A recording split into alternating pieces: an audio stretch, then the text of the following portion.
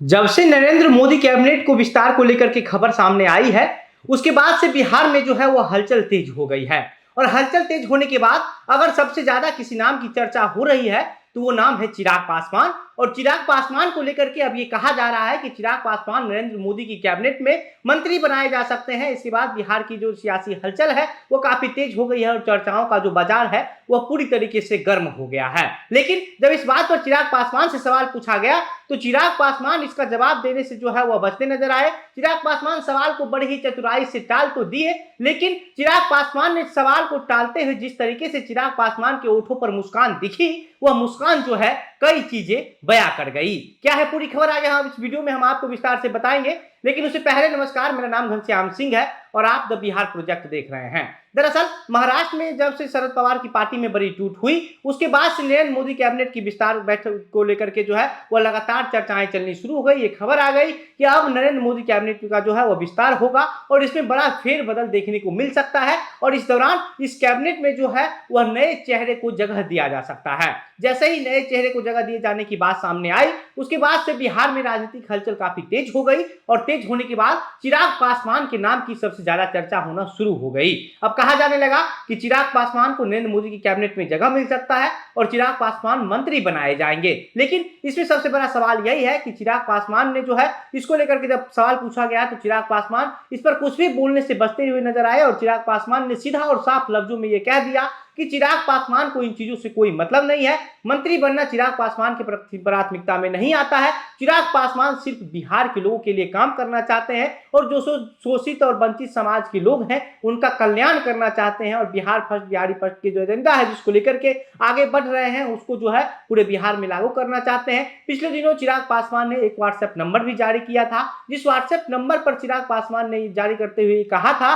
कि जो भी लोग हैं जिनकी जो समस्या है, जिनको कुछ विचार देना है, कोई राय देना है, तो वो लोग अपनी बातें जो है वो उस व्हाट्सएप नंबर पर लिख करके भेज सकते हैं और उसके बाद चिराग पासवान की जो टीम है वह चिराग पासवान तक इस बात को पहुंचाएगी और बैठ करके जो विचार है वो किया जाएगा कि इन लोगों को कोई समस्या है उसका समाधान निकालने का कोशिश भी चिराग पासवान की तरफ से किया जाएगा। लेकिन अब ये कहा जाने लगा है कि चिराग पासवान जो है वो केंद्र में मंत्री बनाए जा सकते हैं, क्योंकि चिराग पासवान जो है वो लगातार भाजपा के समर्थन में जो है वह खुल करके खड़े हो रहे हैं और भाजपा पर किसी भी तरीके से कोई अटैक नहीं करना चाह रहे हैं खुल करके। जैसे पिछले उपचुनाव की बात कर लीजिए तो उपचुनाव में भी चिराग पासवान ने भाजपा का जिस तरीके से साथ दिया, इसका जो फायदा है भाजपा को कहीं ना कहीं जरूर देखने को मिला है और इसी वजह से जो है बिहार जो भाजपा है वह चिराग पासवान को अपने साथ लाने को लेकर के जो है वो बातचीत कर सकती है। लेकिन चिराग पासवान अभी ये तो कह रहे हैं कि इनको इन चीजों से कोई लेना देना नहीं है, लेकिन ये बोलते हुए चिराग पासवान जिस तरीके से मुस्कुरा रहे थे इससे कहीं ना कहीं ये जरूर पता चल जाता है कि अंदर खाने कुछ तो बात चल ही रही है,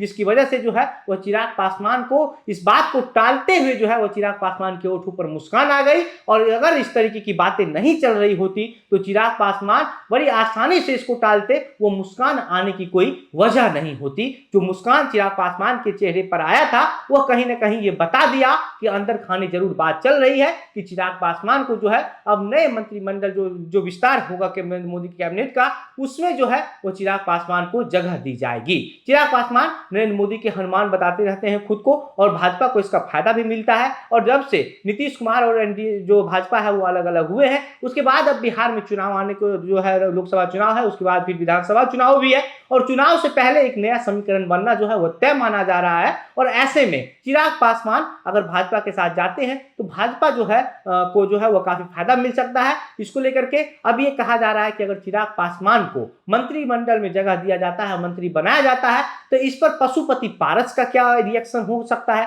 क्योंकि पशुपति पारस अभी भाजपा के साथ है और पशुपति पारस को जो है वो नरेंद्र मोदी की कैबिनेट में मंत्री बनाया गया है। लेकिन अभी भाजपा पर भी जो है वो इस पर कुछ भी खुल करके बोलने से बचना चाह रही है और वहीं चिराग पासवान भी खुल करके कुछ भी बोलने से बचना चाह रहे हैं। चिराग पासवान से एक और सवाल जब ये पूछा गया कि क्या आप किस महागठबंधन के साथ हैं, इस पर भी जो है वो चिराग पासवान बड़ी ही चतुराई से इसको टाल दिए और कहने लगे कि चिराग पासवान को बिहार की चिंता है, चिराग पासवान को गरीब शोषित वंचित लोगों की चिंता है और चिराग पासवान को इस बात से कोई लेना देना नहीं है कि चिराग पासवान को मंत्री बनाया जाता है या फिर नहीं बनाया जाता है। चिराग पासवान और पशुपति पारस के बीच जब तनाव बढ़ा उसके बाद पशुपति पारस जो है वो पार्टी को तोड़ करके जो है वह जो सांसद है उनको अपने साथ लेकर के भाजपा के साथ चले गए। उसके बाद बाद जो पशुपति पारस हैं उनको मंत्रिमंडल में जगह दिया गया, मंत्री बनाया गया। लेकिन अब जो है चिराग पासवान जो है वो फिर से रिकवर कर लिए हैं। उस समय चिराग पासवान पूरी तरीके से अलग-थलग पड़ गए थे, लेकिन अब चिराग पासवान जो है वो एक बार फिर से अपने दम पर जो है एक वजूद अपना कायम कर रहे हैं, बना रहे हैं।